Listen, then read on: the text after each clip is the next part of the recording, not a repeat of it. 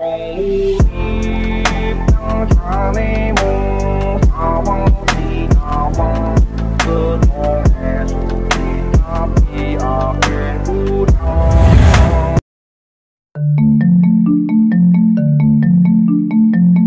guys, thank you udah klik video ini. Apa kabar buat kalian semua? Semoga kabarnya baik-baik saja, diberikan kesehatan, dilancarkan rezekinya, dan dimudahkan segala urusan-urusannya, dan diberikan perlindungan dari wabah yang sedang melanda dunia pada saat sekarang ini. Oke, balik lagi di channel Rusdiur 03, channel yang membahas light novel, manga, dan hal Jepangan lainnya. Oke, langsung saja. Di video kali ini, saya akan melanjutkan pembahasan cerita dari manga Miroku-chan yang sebelumnya. Jadi bagi kalian yang belum nonton video sebelumnya, kalian bisa menonton videonya terlebih dahulu.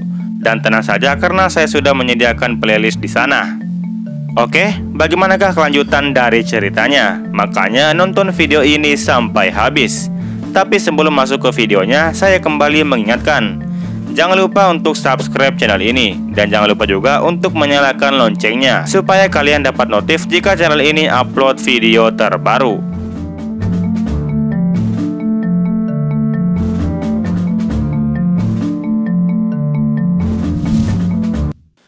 Cerita dilanjutkan dengan memperlihatkan Miko bersama Hana yang lagi mampir ke toko makanan yang lagi diskon.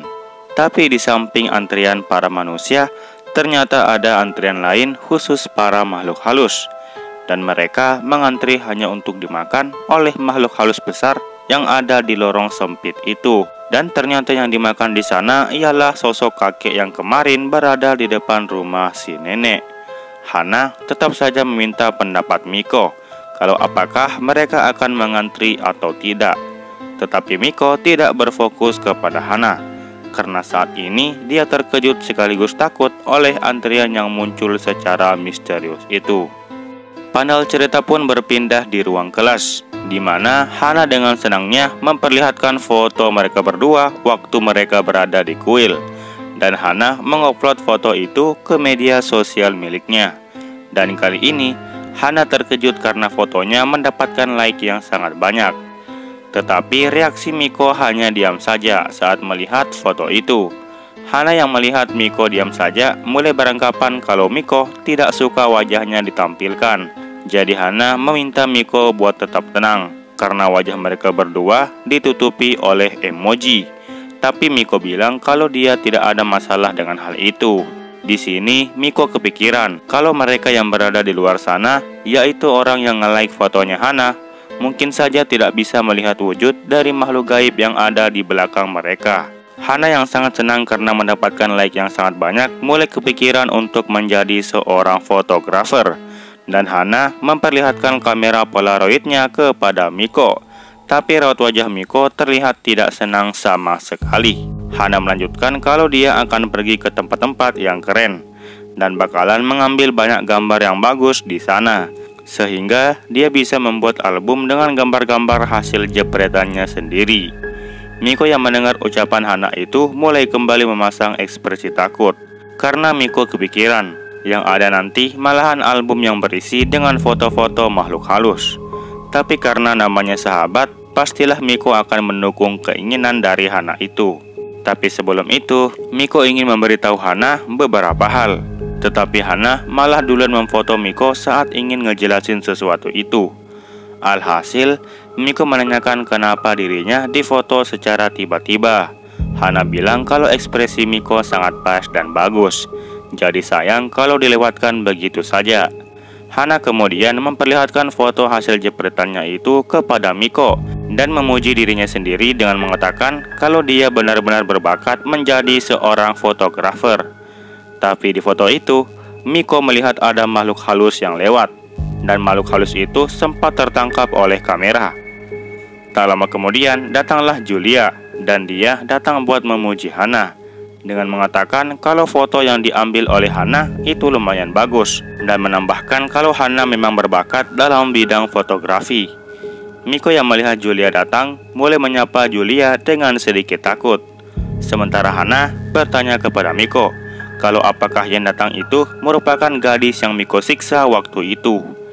Dan di sini Hana terpana melihat paras cantik nan imut dari Julia. Miko sempat komplain dengan omongan Hana mengenai gadis yang disiksa oleh dirinya. Tetapi Julia mengatakan kepada Hana kalau mereka waktu itu lagi bercanda. Dan Julia memberi kode kepada Miko buat ngeiyain aja. Di sini Hana tidak menyangka kalau Miko dengan Julia sudah menjadi teman akrab. Julia kemudian memberitahu Hana kalau dia mengetahui tempat yang bagus untuk dijadikan sesi pemotretan. Dan Julia bilang kalau dia akan mengantar mereka ke tempat itu saat akhir pekan nanti. Hana tentu saja menyetujui tempat yang disarankan oleh Julia itu. Di sini Miko sudah mempunyai perasaan yang tidak enak, dan Miko mencoba untuk menghentikan Hana. Tetapi Julia kembali menggoda Hana dengan mengatakan kalau seorang fotografer sepertinya akan sayang sekali jika tidak datang ke sana. Padahal di antara mereka ada seorang fotografer yang pandai, yaitu si Hana, yang bisa mengambil foto yang lumayan bagus seperti ini. Julia mengatakan itu sambil memegang foto Miko yang sempat dijepret oleh Hana. Hana yang melihat kebaikan dari Julia mulai memeluknya dengan sangat erat, dan Hana mengatakan kalau dia pasti akan berjuang untuk mengambil foto yang terbaik. Julia di sini tentu saja masih berencana untuk balas dendam atas perbuatan Miko waktu itu, dan dia juga bakalan mencari tahu kekuatan spiritual dari Miko, dan akan membuat Miko berhasil mengakui dirinya sebagai orang yang mempunyai kekuatan hebat dan juga sebagai murid dari Mama si Peramal. Tapi Julia yang lagi dipeluk oleh Hana lagi-lagi tidak bisa bernafas akibat pelukan Hana yang sangat erat. Panel cerita kemudian berpindah di hari Sabtu, di mana mereka bertiga mulai mendatangi tempat yang dimaksud. Julia kemudian menunjuk ke sebuah terowongan gelap yang berada di dekat pegunungan dan mengatakan kepada Hana kalau di balik terowongan itu terdapat pemandangan yang indah. Hana tentu saja masih ragu buat melewati terowongan yang gelap itu. Nah, tujuan Julia membawa mereka ke sana agar bisa melihat Miko yang akan menunjukkan seluruh kemampuannya saat memasuki tempat yang dimana dikenal sangat angker. Dan tentu saja orang yang bisa melihat wujud dari mereka tak bakalan mau buat memasukinya meskipun ditawari dengan apapun. Tak lama kemudian, Miko merasakan sesuatu yang mengganjal di sepatunya, dan dia pun menunduk buat mengeceknya. Sementara itu, Hana masih saja ragu-ragu buat melewati terowongan itu. Di sini, Julia melihat Miko dengan seksama, tapi tiba-tiba Miko seketika kehilangan keseimbangan, dan Miko berlutut di tanah. Dan tak lama kemudian, dia mulai berdiri kembali dan mulai membersihkan kedua telapak tangannya dari pasir, yaitu dengan menepuk kedua telapak tangannya. Tindakan Miko itu tentu saja membuat Julia terkejut, karena menurut penglihatannya, Miko saat ini sedang memasang perisai gaib di sekitar tubuhnya. Miko yang menyadari tatapan dari Julia mulai mengatakan kepada Julia kalau itu bukanlah apa-apa, dan Miko meminta kepada Julia untuk jangan terlalu dipikirkan. Tapi menurut Julia, Miko itu memang orang yang sangat hebat, karena dia dapat memasang perisai gaib itu dalam sekejap mata, dan bahkan tidak membutuhkan waktu yang lama. Julia menganggap kalau Miko sedang memamerkan kekuatannya. Tak lama kemudian, mereka bertiga pun mulai memasuki terowongan. Hana yang baru masuk di awal terowongan mulai meminta kepada mereka berdua untuk balik pulang saja, karena perasaannya sudah tidak enak, apalagi situasinya yang gelap sekaligus menyeramkan. Dan di dalam sana terlihat beberapa makhluk gaib yang memandangi mereka bertiga. Miko yang mendengar Hana yang mengeluh buat balik mulai menyetujui saran dari Hana, yaitu buat balik saja, dan mengatakan kepada Hana kalau tidak usah terlalu memaksakan diri hanya untuk sebuah foto. Tapi Julia seketika berteriak menghentikan mereka, dan Julia mencoba menggoda Hana sekali lagi dengan mengatakan kalau bakat fotografer dari Hana sungguh bakalan sia-sia kalau Hana meninggalkan tempat itu hanya karena alasan rasa takut. Julia kemudian memberikan kata-kata motivasi buat Hana agar Hana menjadi semangat kembali. Julia mengatakan kalau dunia penuh dengan peluang tak terhingga yang menanti Hana di depan matanya sendiri, yaitu ada di balik lensa kameranya. Sementara itu, Miko mengatakan di dalam hatinya kalau yang ada di depan sana malahan dunia yang dipenuhi teror yang mengerikan. Hana yang mendengar kata-kata motivasi dari Julia mulai kembali bersemangat untuk mengambil gambar. Miko bahkan tidak percaya kalau semangat Hana kembali tersulut karena kata-kata dari Julia. Julia nampaknya tidak akan membiarkan Miko terus menyembunyikan kekuatannya. Dan Julia tidak akan membiarkan Miko menang hanya karena memasang sebuah perisai goib. Julia kemudian meminta kepada Hana untuk mengambil gambar di terowongan itu. Dan nanti hasil fotonya bisa diberi caption cahaya di ujung terowongan. Hana sangat setuju dengan saran itu. Dan dia rasa kayaknya itu bakalan keren. Tak lama kemudian, sesi foto pun dimulai, di mana Miko berdiri sebagai modelnya, dan Hana mulai mengambil gambarnya. Di dekat Miko berdiri, terlihat makhluk gaib di kiri kanannya yang saat ini mereka semakin mendekat kepada Miko. Setelah memotret, Hana sudah mulai merasa kalau fotonya kali ini sangat berseni, dan Julia cuma ngeiyain perkataan dari Hana. Di sini, Julia masih bersikeras agar Miko mengeluarkan kemampuan tersembunyinya, karena kemampuan itu telah membuat mama si peramal pensiun, bahkan sampai gulung tikar. Tak lama kemudian, foto pun berhasil dicetak, dan di foto itu terlihat Miko yang lagi berdiri sebagai modelnya, sambil dikelilingi oleh banyak makhluk gaib di kiri kanannya. Dan Hana mengatakan kalau itu benar-benar sangat berseni. Dan Hana juga memuji ekspresi Miko yang bagus dan mengatakan kalau fotonya itu bahkan dapat dijadikan poster oleh Hana. Julia di sini tidak menyangka kalau makhluk itu terlihat sangat banyak di foto itu. Sementara Miko, dia sudah mempunyai perasaan yang sangat tidak enak dan mereka sebaiknya cepat pergi dari sana sebelum sesuatu yang lain muncul di hadapan mereka. Tak lama kemudian, muncul makhluk gaib yang tubuhnya menyatu dengan tong besi, dan tubuh makhluk gaib itu dililit oleh sebuah rantai. Miko menjadi sangat ketakutan dengan kemunculan makhluk itu. Hana kemudian meminta kepada mereka berdua untuk melewati terowongan itu, dan berharap dapat mengambil foto yang lebih bagus di luar sana. Miko yang merasa kalau suasananya sudah sangat berbahaya, mulai mencoba menghentikan Hana sambil mengulurkan tangannya. Tapi tiba-tiba, makhluk yang menyatu dengan tong besi dan menyerupai laba-laba itu menangkap makhluk gaib lain yang berada di dekatnya dengan menggunakan rantai yang melilit tubuhnya itu. Dan makhluk gaib itu dimasukkan ke dalam tubuhnya sampai tak tersisa. Miko yang melihat itu hanya membuat wajah yang datar sambil ketakutan. Dan Julia yang melihat ekspresi dari Miko mulai menganggap kalau pada saat Miko mengulurkan tangannya itu kepada Hana bermaksud untuk membasmi para makhluk gaib itu dalam sekejap. Dan dia terlihat lebih terkejut daripada Miko. Julia bahkan tidak menyangka kalau Miko hanya mengayunkan tangannya saja untuk membasmi mereka semua. Dan itu sangatlah mengerikan. Miko yang melihat ekspresi terkejut dari Julia mulai bertanya-tanya kalau apakah Julia juga bisa melihat makhluk yang menyerupai laba-laba itu.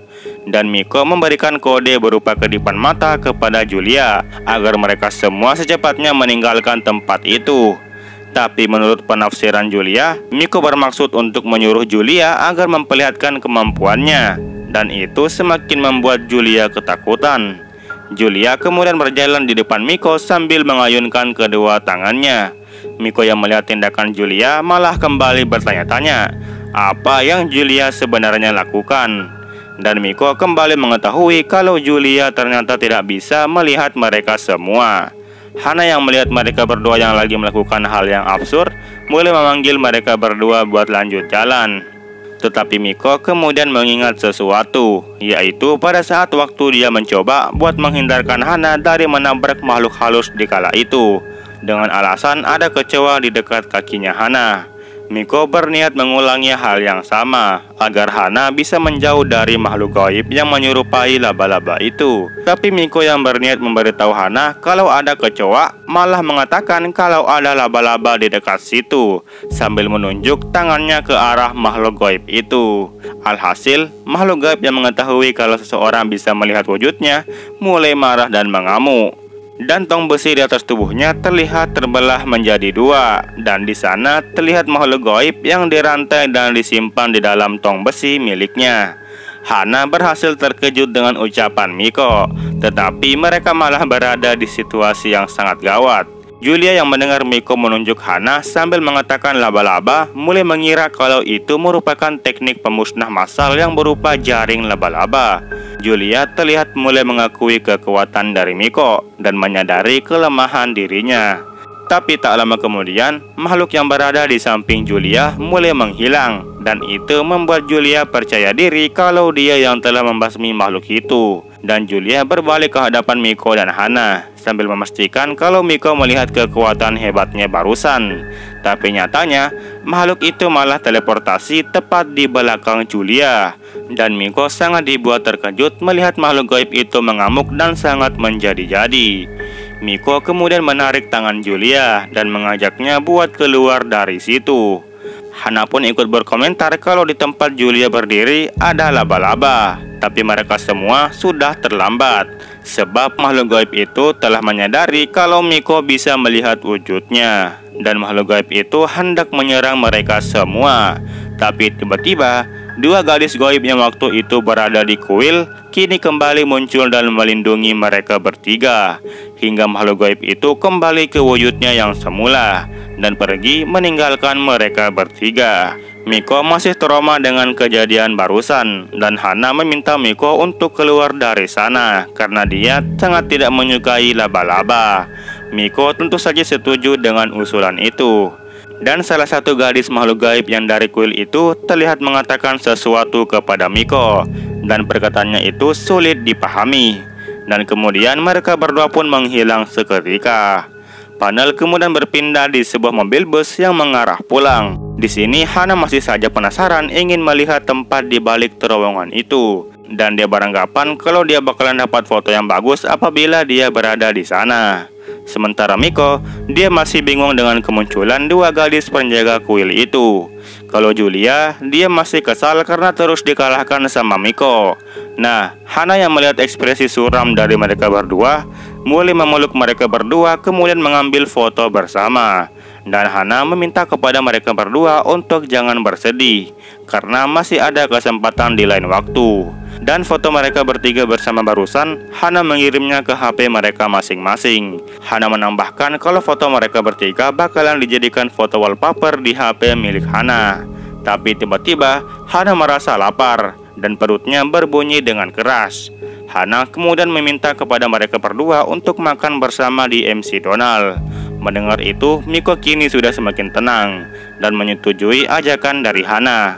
Hana kemudian menanyakan makanan kesukaan dari Julia, dan Julia menjawab kalau dia menyukai kue serabi jamur. Miko cuma tersenyum dengan pilihan Julia, karena kue jamur itu menyerupai ikat rambutnya. Sementara Julia, dia juga ingin menjadikan foto mereka bertiga sebagai wallpaper di HP-nya. Tetapi ia masih ragu-ragu, karena sebelumnya dia tidak pernah mendapatkan teman satupun. Itu karena dia selalu dibully oleh teman kelasnya. Panel cerita kemudian berpindah di toko pakaian, di mana di sana terdapat Miko dan Kyosuke yang lagi mencari baju yang bagus untuk dijadikan hadiah ulang tahun buat ibunya. Miko yang masih ragu dengan pilihannya mulai menanyakan pendapat dari Kyosuke, tapi Kyosuke nampaknya tidak mengetahui arti dari cantik maupun feminim. Dan Miko menyesal bertanya kepada Kyosuke. Tak lama kemudian, penjaga toko menyarankan Miko untuk mencoba baju yang Miko pegang itu. Tapi Miko bilang kalau baju itu bukan untuknya. Kyosuke kemudian mengatakan kalau ukuran Miko itu kurang lebih sama dengan ukuran tubuh dari ibunya. Dan Kyosuke juga menyarankan kepada Miko buat mencoba memakainya terlebih dahulu. Ya udah tuh, Miko pun pergi buat mencobanya. Kyosuke kemudian bilang kalau dia akan menunggu di luar selama kakaknya ganti baju. Penjaga toko yang melihat Kyosuke malu-malu seakan-akan dia melihat seorang pacar yang lagi mencarikan baju yang bagus buat kekasihnya. Nah, selama Miko ganti baju di dalam, Kyosuke diberikan pertanyaan oleh si penjaga toko kalau mereka berdua sangat akur sebagai adik kakak. Tapi Kyosuke bilang kalau mereka tidak selamanya akur. Kyosuke kemudian mengatakan kepada si penjaga toko kalau sebentar lagi merupakan hari ulang tahun ibu mereka. Si penjaga toko pun menyimpulkan kalau mereka berdua pergi ke sini buat menyiapkan kado ulang tahun buat si ibu. Dan Kyosuke cuma ngeiyain. Kyosuke kemudian bertanya kepada kakaknya kalau apakah dia sudah ganti baju atau belum. Karena di sini Kyosuke sudah ingin membuka tirainya, tapi Miko masih belum siap ganti baju dan melarang Kyosuke buat membuka tirainya. Nah, di sini Kyosuke pun bilang kalau Miko lama sekali kalau ganti baju. Alhasil Miko pun terlihat buru-buru memakai baju baru itu. Tapi tiba-tiba ada suara seseorang yang berkata kepadanya kalau Miko tidak usah terburu-buru. Miko yang selesai ganti baju langsung melihat ke arah cermin. Dan ternyata di sampingnya terdapat makhluk halus yang menyerupai penjaga toko yang lagi berdiri. Makhluk halus itu mengatakan kalau baju yang dipakai Miko itu sangat bagus dan ukurannya sangat pas. Miko cuma memasang poker face-nya. Nah, Kyosuke yang sudah tidak sabar mulai membuka tirainya dan dia melihat Miko telah mengenakan pakaian baru itu. Kyosuke mengatakan ke Miko kalau bajunya ternyata cocok. Si penjaga toko juga terlihat memuji Miko. Kyosuke kemudian memutuskan untuk membeli baju yang itu. Penjaga toko tentu saja berterima kasih dan mengatakan kalau baju itu pasti bakalan cocok dipakai oleh ibu mereka berdua. Sementara itu, Miko yang keluar dari kamar ganti baju mulai mengatakan kalau apakah mereka bisa membayarnya secara langsung. Dan Miko di sini ingin mengenakan baju itu sampai di rumah, saking takutnya. Kyosuke terkejut dengan perkataan Miko kalau Miko ingin memakai baju itu sampai di rumah. Soalnya baju itu merupakan hadiah buat ibu mereka. Si penjaga toko pun beranggapan kalau alasan si kakak ingin memakai baju baru itu karena telah mendengar pujian dari si adik, dan itu sangatlah lucu. Setelah membayar, mereka berdua pun pergi dari toko baju itu, dan Miko memutuskan untuk tidak datang ke sana lagi. Sementara itu, Kyosuke masih saja bingung tentang hadiah baju baru yang akan mereka berikan kepada ibu mereka, karena Miko sudah niat buat memakainya. Akhirnya, mereka pun pergi ke toko baju lain, dan kali ini, Kyosuke yang bakal mencari baju yang menurutnya cocok untuk dipakai ibunya. Dan Kyosuke ternyata mengambil baju kaos lengan pendek dan juga bergambar. Kemudian Kyosuke meminta pendapat Miko tentang baju itu. Miko bilang kalau baju itu sangat menggambarkan Kyosuke banget. Panel cerita pun berpindah di sebuah kereta yang mengarah ke stasiun buat balik, di mana Kyosuke lagi tertidur di pundaknya Miko sambil ngiler. Tapi Miko sudah sangat bersyukur karena bisa membelikan hadiah untuk ibunya. Tapi tak lama kemudian, pandangan Miko tertuju kepada seseorang yang berada di tengah kereta, di mana itu merupakan makhluk gaib yang memakai jas hujan sambil membawa kapak di tangan kanannya dan sebuah karung di tangan kirinya, dan wajahnya tampak sangat menyeramkan. Miko kembali mengalihkan wajahnya dari makhluk halus itu, tapi tak lama kemudian makhluk halus itu mengayunkan kampaknya kepada semua orang yang lagi duduk di kereta itu secara satu persatu. Dan tak lama lagi sampai kepada giliran Miko. Miko tentu saja sangat takut dengan makhluk halus itu, apalagi sambil mengayunkan kampak. Miko pun mau tidak mau harus membangunkan adiknya. Tapi kemudian terlihat seseorang yang berada di tempat duduk sebelah yang lagi mengangkat telepon dari kekasihnya. Dan makhluk halus itu secara tiba-tiba mengayunkan kampaknya dengan cepat hingga menembus tubuh dari orang itu. Tapi ternyata orang itu masih baik-baik saja dan lanjut menelpon kepada kekasihnya. Miko yang melihat orang itu tidak apa-apa, tentu saja ketakutannya masih belum sirna dengan keberadaan dari makhluk halus itu. Di sini Miko berniat ingin berdiri saja, tetapi ia juga takut. Jadi dia berniat untuk mengabaikan tindakan makhluk halus itu dan berharap semoga dia baik-baik saja. Dan dia sangat yakin pasti bisa melalui cobaan yang berat ini. Tapi orang yang berada di sebelah kiri Miko terlihat seperti tidak sehat. Wajahnya terlihat pucat dan mulutnya keluar asap hitam. Makhluk halus itu pun seketika menebas orang yang berada di samping Miko itu. Dan itu membuat Miko terkejut sampai tidak bisa berkata apa-apa. Tapi ternyata makhluk halus itu menarik makhluk halus lain yang berada di dalam tubuh orang di sebelah Miko itu. Dan kemudian makhluk halus yang bersembunyi di tubuh orang itu dimasukkan ke dalam karung miliknya. Tapi keadaan terburuk tidak hanya sampai di situ, karena sebentar lagi giliran Miko akan tiba. Dan pada saat pemberitahuan stasiun berbunyi, disitulah Miko dieksekusi oleh makhluk halus itu. Tapi nampaknya Miko berhasil membuat wajah yang terlihat mengabaikan apapun yang ada di depannya. Dan ketika pintu kereta telah dibuka dan banyak orang baru yang mulai masuk ke dalam kereta, makhluk halus itu pun meninggalkan Miko dan pergi buat melanjutkan tugasnya dalam mencari makhluk halus lain yang bersembunyi di dalam tubuh manusia. Miko saat ini lagi-lagi mengalami trauma di kereta, dan Miko tidak ingin berhenti di stasiun tujuannya itu karena dia masih saja merasa ketakutan. Dan beberapa saat kemudian, saat Kyosuke sudah bangun dari tidurnya, Kyosuke terheran dengan kakaknya yang saat ini memilih berdiri daripada duduk. Kyosuke yang baru bangun mulai terheran dengan keadaan di sekitarnya karena stasiun tujuan mereka telah dilewati. Tapi Miko memberitahu Kyosuke kalau mereka berdua akan berhenti di stasiun selanjutnya. Dan pada saat sampai di stasiun selanjutnya, Kyosuke menanyakan alasan Miko berhenti di stasiun ini. Miko beralasan kalau dia ingin membeli daleman, dan dia berkata itu sambil malu-malu. Kyosuke sempat kebingungan buat apa beli daleman, tapi dia seketika sadar akan sesuatu. Dan Kyosuke bilang dalam hatinya kalau ternyata berat menjadi cewek. Sementara itu, Miko hanya lanjut berjalan sambil bilang di dalam hatinya kalau bukan itu masalahnya. Oke, sekian untuk pembahasan kali ini. Apabila ada yang ingin disampaikan, silakan komentar saja di bawah. Dan silakan tinggalkan jejak di video ini berupa like-nya dan juga komentarnya. Sampai jumpa di video selanjutnya. Mohon maaf apabila ada kesalahan dalam penyampaian. Adios, salam damai seluruh alam.